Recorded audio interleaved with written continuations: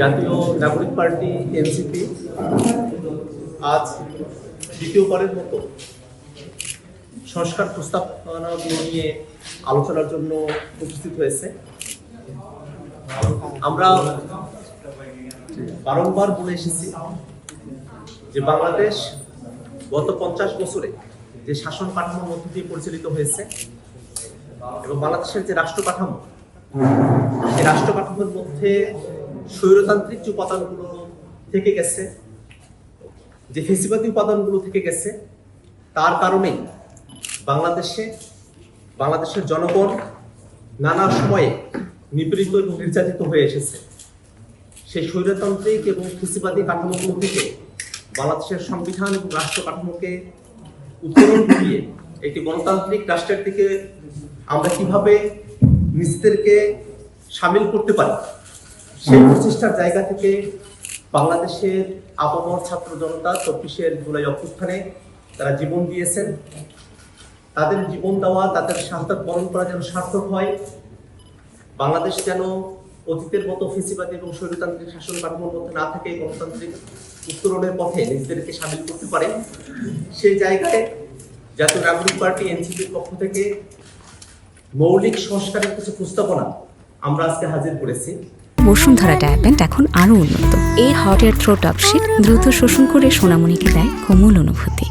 মৌলিক সংস্কার বলতে শুধুমাত্র নির্বাচনী কোনো ব্যবস্থার সংস্কার নয়, বা আসন ভিত্তিক 2/3 সংখ্যাগরিষ্ঠতার ভিত্তিতে সংবিধান সংস্কারের মতো বিষয়গুলোকে আমরা মৌলিক সংস্কার বলে মনে করি না, বরং ক্ষমতার ভারসাম্য, জবাবদিহিতা এবং বিকেন্দ্রীকরণ, এই 3 বিষয়কে অর্জন করাই হচ্ছে মৌলিক সংস্কারের মূল ভিত্তি।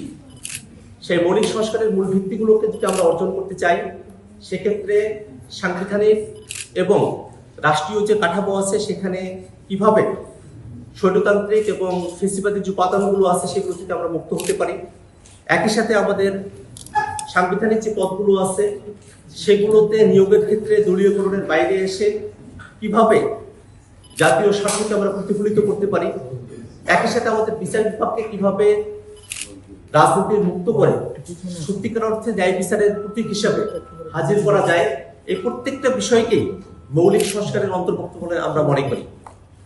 সেই মৌলিক সংস্কারের বিষয়গুলোর মধ্যে যে বিষয়গুলোতে অবশ্যই সংস্কার প্রয়োজন তার একটা রূপরেখা আজকে আমরা ঐক্যমত্য কমিশনে জমা দিয়েছি।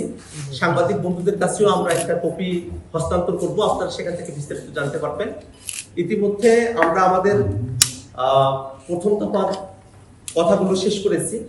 আজকে আমরা জনপ্রশাসন সংস্কার এবং দুর্নীতি দমন কমিশন সংস্কারের বিষয়ে আমাদের মতামতগুলো এবং পূর্বেকার দিনের আমাদের যে অসমাপ্ত আলোচনাগুলো ছিল সে বিষয়গুলো নিয়ে আমরা আজকে কথা বলবো। আজকে আপনারা যারা এখানে উপস্থিত হয়েছেন এবং ঐক্যমত্য কমিশনের যারা নিরলসভাবে পরিশ্রম করছেন, তাদের সকলকে জাতীয় নাগরিক পার্টি এনসিপির পক্ষ থেকে আবারও ধন্যবাদ জানিয়ে আমি আমার সংক্ষিপ্ত বক্তব্য এখানে শেষ